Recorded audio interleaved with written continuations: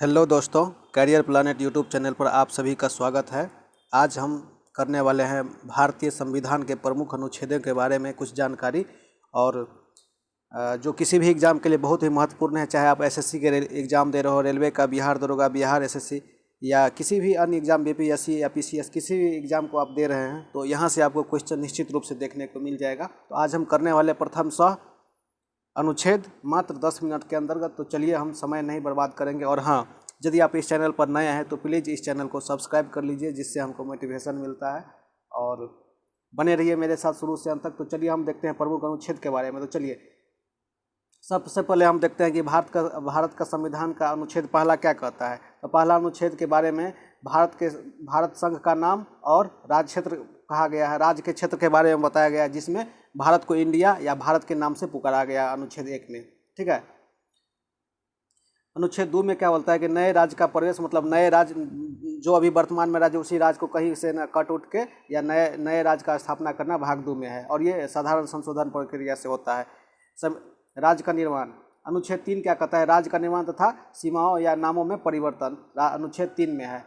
और अनुच्छेद 4 क्या है? अनुच्छेद में 4 में है पहली अनुसूचित जाति और चौथी अनुसूची के संशोधन तथा 3 और मतलब कि अनुसूची में पहली और चौथी अनुसूची में क्या है कि संशोधन के बारे में बात कही गई है। और ये 5वां अनुच्छेद क्या है? संविधान के नागरिकता में, ये भाग 2 में अनुच्छेद 5 से लेकर 12 तक संविधान के नागरिकता के बारे में बात की गई है। तो ये जिस समय में भारत देश आज़ाद हुआ तो उस समय में जो नागरिकता लोग को मिलता, भारत के नागरिकता के बारे में ये बात कही गई है। अनुच्छेद 6 में कि भारत आने वाले जो व्यक्ति हैं जो कहीं दूसरे देश से आते हैं उसके बारे में अनुच्छेद में नागरिकता के बारे में बात कही गई। अनुच्छेद 7 में है पाकिस्तान जाने वाले का नागरिकता। अनुच्छेद 8 में है भारत के बाहर रहने वाले व्यक्तियों की नागरिकता को किस प्रकार से बरकरार रखा जाए, उसी के बारे में बताया गया। अनुच्छेद 9 में है विदेशी राज्य की नागरिकता लेने वाले भारतीयों का नागरिकता नहीं हो। यदि आप कहीं दूसरे राज्य की नागरिकता ले लेते हैं, दूसरे देश की, तो आपका नागरिकता स्वतः ही खत्म हो जाएगा। भारत के संसद को इसके लिए कोई अलग से कानून नहीं बनाना पड़ता है। नागरिकता के अधिकारों का बना रहना, ये अनुच्छेद 10 में कहता है। और संसद के द्वारा नागरिकता कानून अधिनियम, जिससे अभी कुछ दिन पहले सीएए और एनआरसी बिल लाया गया था, तो वही बिल है। ये संसद के द्वारा किस अनुच्छेद में? अनुच्छेद 11 में ये बात कहा गया है। अनुच्छेद 12 में राज्य की परिभाषा के बारे में जानकारी दिया गया है। और अनुच्छेद 13 में जो है मूल अधिकार को किस प्रकार से मतलब कम किया जाए, उसी विधि के बारे में बताया गया है। अनुच्छेद 14 में क्या बताया गया है? अनुच्छेद 14 में विधि के समक्ष सभी व्यक्ति समान होंगे, चाहे राष्ट्रपति का भतीजा हो या चाहे एक भिखारी का लड़का, सभी बराबर होगा कानून के सामने। और ये ब्रिटेन के संविधान से लिया गया है। नेक्स्ट है कि अनुच्छेद 15 धर्म, जाति और लिंग के आधार पर किसी से किसी तरह का भेदभाव नहीं किया जाएगा, ये अनुच्छेद 15 में बताया गया है। अनुच्छेद 16 में कि यदि भारत में किसी प्रकार का कोई नियोजन या सरकारी नौकरी निकलती है तो सभी को समान अवसर की समानता दिया गया है, उसी के बारे में यहाँ पे बात किया जा रहा है। अनुच्छेद 17 में अस्पृश्यता का अंत, मतलब आप किसी भी आदमी से छुआछूत नहीं कर सकते हैं। यदि आप ऐसा करते हैं तो अनुच्छेद 17 के तहत आपको गिरफ्तार किया जा सकता है, आपको मुकदमा चलाया जा सकता है। अनुच्छेद 18 में क्या है कि उपाधियों का अंत। पहले एक समय था कि कोई किसी को कोई उपाधि दे देता था, जैसे कि पंडित नेहरू साहब को चाचा जी के नाम से बोलते थे, मतलब कोई किसी को परस देता था। लेकिन ये है कि अनुच्छेद 18 में किसी भी प्रकार का कोई उपाधि आपको नहीं दिया जाता है। अनुच्छेद 18 में यदि आपको कहीं से उपाधि आप लेना चाहते हैं, आपको मिलता है, तो उससे पहले आपको भारत के राष्ट्रपति से आपको लेना पड़ेगा। इन सारी चीज़ों का आपको अनुच्छेद 18 में बात कहा गया है। अनुच्छेद 19 में क्या है? अनुच्छेद बोलने की स्वतंत्रता, मतलब बोलने और काम करने की जो भी स्वतंत्रता है वो अनुच्छेद 19 में है।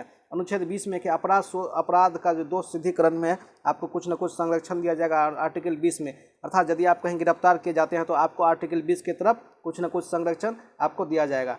अनुच्छेद 21 क्या कहता है? प्राण और दैहिक स्वतंत्रता, मतलब कि प्राण, ये एक ऐसा अनुच्छेद है जो किसी भी समय निलंबित नहीं किया जाता। इस अनुच्छेद के तहत कभी भी आपकी आज़ादी नहीं छीनी जा सकती है। 21 का क क्या बोल रहा है? 6 से 14 वर्ष के बच्चों को पूर्ण रूप से फ्री में शिक्षा दिया जाना। अनुच्छेद 22 कुछ दशाओं में गिरफ्तारी से संरक्षण। अनुच्छेद 23 मानव के दुर्व्यापार, अर्थात पहले जो दास प्रथा था, कोई किसी को खरीद बेच लेता था। और बाल आश्रम, मतलब क्या, बाल आदमी से आप बच्चा से काम नहीं करवा सकते हैं। अनुच्छेद 14 में कारखाना में बालक का नियोजन प्रतिशत, ये बारे में बताया गया। अनुच्छेद 25 है धर्म का आचरण और प्रचार की स्वतंत्रता। आप भारत में निर्बाध रूप से कोई आपको रोक नहीं सकता, जो धर्म चाहे, जहाँ जो चाहे आप उसका अपना सकते हैं, उसका प्रचार कर सकते हैं। अनुच्छेद 26 धार्मिक कार्यों के प्रबंधन की स्वतंत्रता अनुच्छेद 26 में बताया गया है। अनुच्छेद 29 में क्या है कि अल्पसंख्यक वर्गों के हितों के अल्पसंख्यक क्या है कि भारत में दो प्रकार के अल्पसंख्यक है, भाषाई आधार पर और तो अल्पसंख्यक के हितों के आधार पर हितों की रक्षा जो अनुच्छेद 29 में है।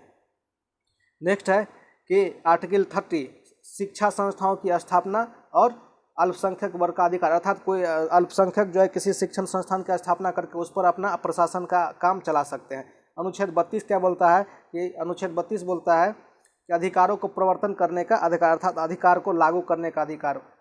अनुच्छेद 36 है। अनुच्छेद 40 में क्या है कि ग्राम पंचायत की संगठन अनुच्छेद 40 में कहा गया है, और अनुच्छेद 48 में कृषि और पशुपालन के बारे में बात किया गया है। अनुच्छेद 48 का क में प्राकृतिक वन और वन्य जीवों के रक्षा के बारे में बात किया गया है। आर्टिकल 49 में क्या बात किया गया है कि राष्ट्रीय स्मारक जितने भी है और स्थानों का संरक्षण। अनुच्छेद 50 में क्या कहा गया है कि कार्यपालिका न्यायपालिका से स्वतंत्र होगी। अनुच्छेद 51 में क्या है कि अंतर्राष्ट्रीय शांति और सुरक्षा बनाए रखना भारत के सभी सरकार की जिम्मेवारी है। आर्टिकल 51 में क्या है, मौलिक कर्तव्य जो रूस के संविधान से लिया गया है, ये मूल संविधान में नहीं था। आर्टिकल 52 से लेके 61-62 तक जो है भारत के 62 तक भारत का राष्ट्रपति के बारे में है। तो चलिए देखते हैं। अनुच्छेद 52 में भारत के राष्ट्रपति पद की व्याख्या की गई है। 53 में संघ की कार्यपालिका का शक्ति भारत के राष्ट्रपति में नहीं होगा। उसके बाद आर्टिकल 54 में कहा कि भारत के राष्ट्रपति का निर्वाचन किस प्रकार से होगा, एकल संक्रमणीय प्रकार से। अनुच्छेद 55 में क्या है कि राष्ट्रपति के निर्वाचन किस प्रकार से होती है, रीति के बारे में। राष्ट्रपति के पदावधि के बारे में अनुच्छेद 56 में। राष्ट्रपति के पुनर्विचार के लिए पात्रता अनुच्छेद 57। राष्ट्रपति के निर्वाचित होने के लिए योग्यता होना चाहिए, आर्टिकल 58। इसको याद करना, ये बहुत इंपॉर्टेंट है, पूछा जाता है। आर्टिकल 59 में क्या है, भारतीय राष्ट्रपति पद के लिए शर्तें। आर्टिकल 60 में क्या है, भारत के राष्ट्रपति किस प्रकार से शपथ लेते हैं और कहाँ कौन इसको शपथ दिलाता है। आर्टिकल 62 में राष्ट्रपति पर महाभियोग चलाने की प्रक्रिया। आर्टिकल 61 में महाभियोग चलाने की प्रक्रिया। आर्टिकल 62 में क्या है, राष्ट्रपति पद पर व्यक्ति को निर्वाचन की समय और अर्थात कब निर्वाचन किया जाए और कब इसका समय होगा। अनुच्छेद 63 से लेकर 63 में क्या है, भारत के उपराष्ट्रपति के बारे में बताया गया है। अनुच्छेद 64 में उपराष्ट्रपति राज्यसभा का पदेन सभापति होगा। अनुच्छेद 65 इसमें क्या है कि राष्ट्रपति के पद की रिक्ति और उपराष्ट्रपति के कार्य के बारे में बताया गया। अनुच्छेद 66 उपराष्ट्रपति का निर्वाचन। अनुच्छेद 67 राष्ट्रपति के पद अवधि के बारे में बताया गया। अनुच्छेद 68 उपराष्ट्रपति के पद की रिक्ति के बारे में बताया गया है। अनुच्छेद 69 उपराष्ट्रपति के द्वारा शपथ के बारे में बताया गया। अनुच्छेद 70 अन्य मतलब कोई अचानक कोई काम है तो राष्ट्रपति के कार्यों का निर्वहन अनुच्छेद 70 में है। और 71 में राष्ट्रपति और उपराष्ट्रपति के निर्वाचन से संबंधित विषय। अनुच्छेद 72 में है कि राष्ट्रपति किसी भी आदमी को राष्ट्रपति और राज्यपाल दोनों इस अनुच्छेद 72 के तहत क्षमादान की शक्ति रखते हैं। आर्टिकल 73 इसमें क्या किया गया कि संघ की कार्यपालिका शक्ति के विस्तार के बारे में बात कहा गया है।